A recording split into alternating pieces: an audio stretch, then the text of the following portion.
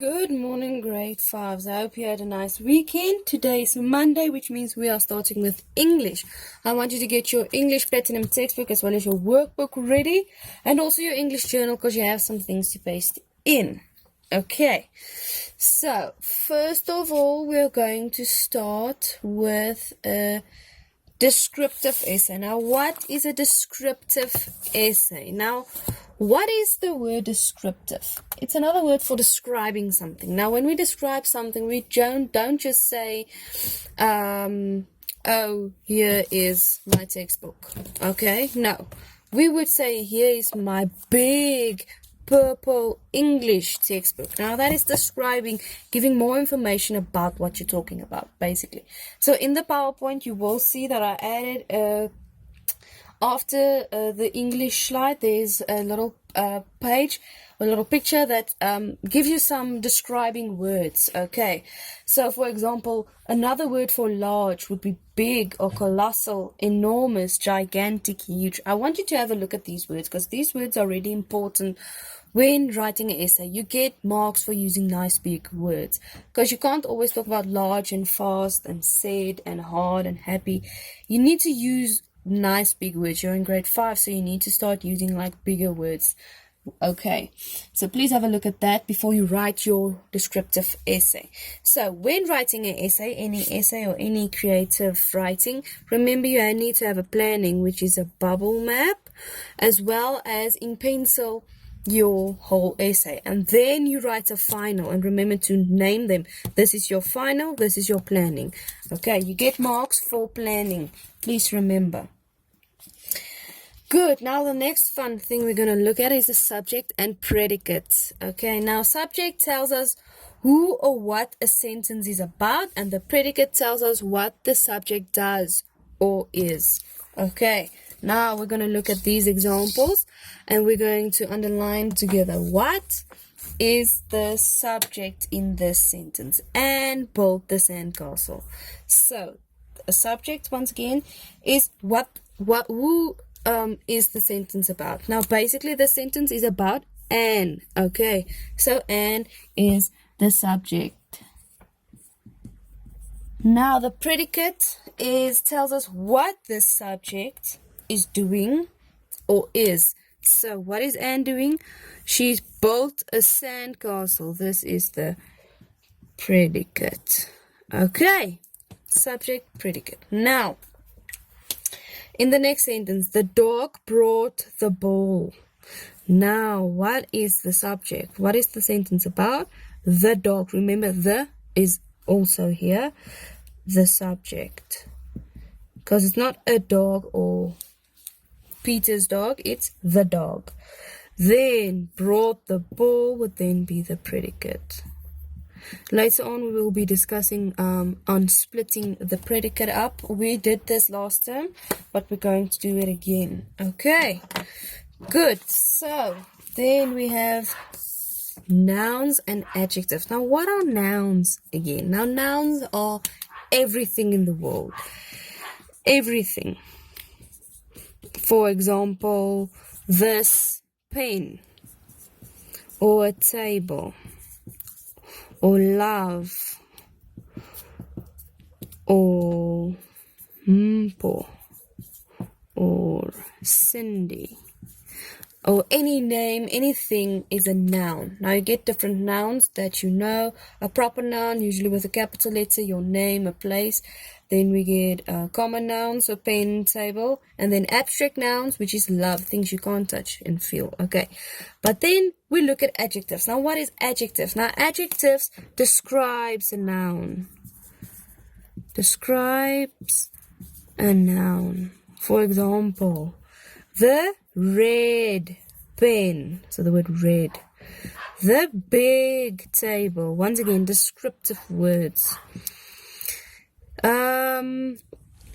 The orange, the blue, the pink, the big, the noisy class, all of that is adjective. So adjective describes the noun. Now I want you to go to your textbook for me quickly, and let's open up on, or wait before you open. Remember, you need to paste the abbreviations mind map in your English journal. Look in your purple file for it. Then you also need to paste the types of essays in your English journal. Once again, look in your purple file under English for it. Then we open up at page 63.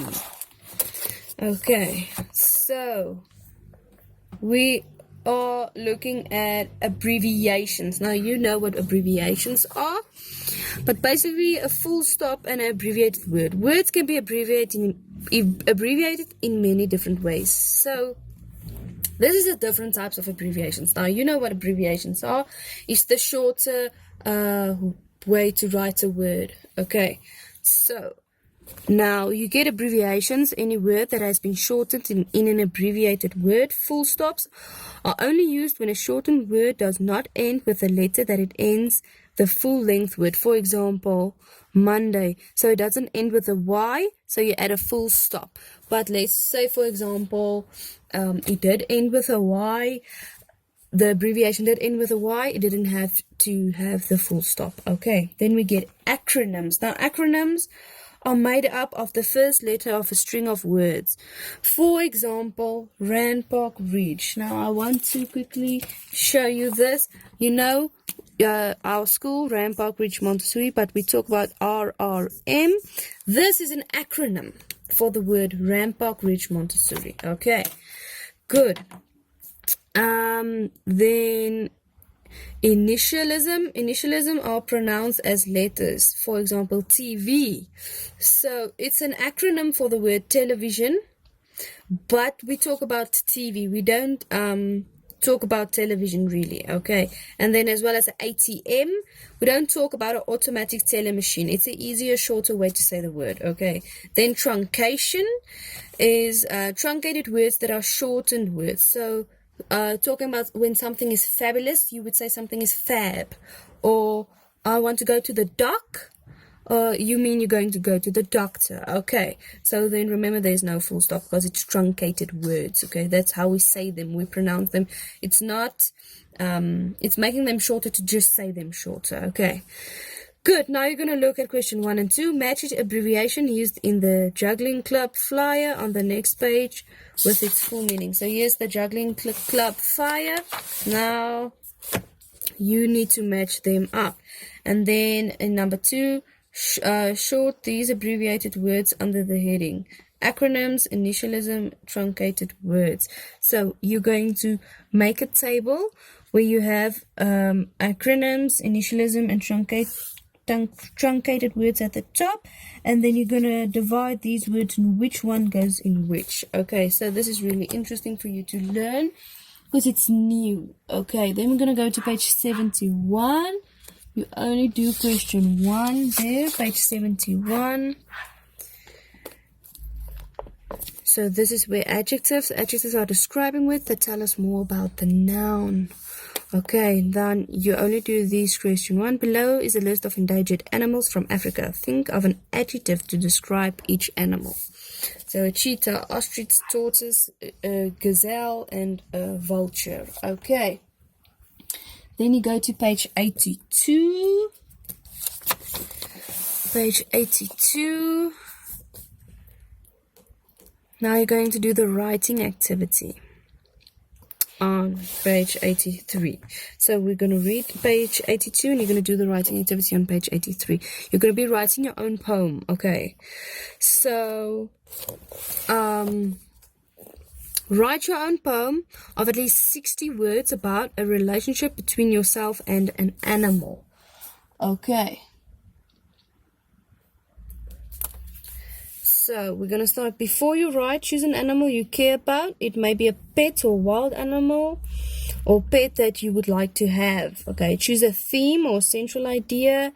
Write on a piece of paper. Remember, you need to have a planning and a final. Okay, then you need to do the language practice about abstract and collective nouns on page 82.